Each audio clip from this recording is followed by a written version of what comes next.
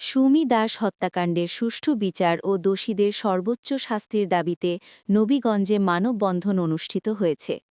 রবিবার ১১ জানুয়ারি নবীগঞ্জ উপজেলার গাজীর টেক মোড় এলাকায় এলাকাবাসীর উদ্যোগে এই মানববন্ধনের আয়োজন করা হয়। এতে বিভিন্ন শ্রেণী পেশার মানুষ অংশ নেন। মানববন্ধনে বক্তারা অভিযোগ করেন, পারিবারিক কলহ ও স্বামীর পরকীয়ার প্রতিবাদ করায় পরিকল্পিতভাবে গৃহবধূ সুমি দাসকে পিটিয়ে হত্যা করা হয়েছে।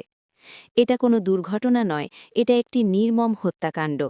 আমরা দোষীদের দৃষ্টান্তমূলক শাস্তি চাই। শুধু স্বামী নয়, এই হত্যার সঙ্গে জড়িত শ্বশুর শাশুড়িকেও দ্রুত গ্রেপ্তার করতে হবে। বক্তারা বলেন, নারী নির্যাতন ও পারিবারিক সহিংসতা আশঙ্কাজনকভাবে বেড়ে চলেছে। সুমি দাসের মতো আর কোনো নারী যেন নির্যাতনের শিকার না হয়, সেজন্য দ্রুত বিচার নিশ্চিত করতে হবে। উল্লেখ্য, নবীগঞ্জ সদর ইউনিয়নের দত্তগ্রাম এলাকার ধনরঞ্জন চৌধুরীর কন্যা সুমি দাসের বিয়ে ৫ মাস আগে দিরাই উপজেলার কৃষাল শেখর দাসের সঙ্গে হয়। বিয়ের পর থেকেই তিনি শারীরিক ও মানসিক নির্যাতনের শিকার ছিলেন বলে অভিযোগ পরিবারের।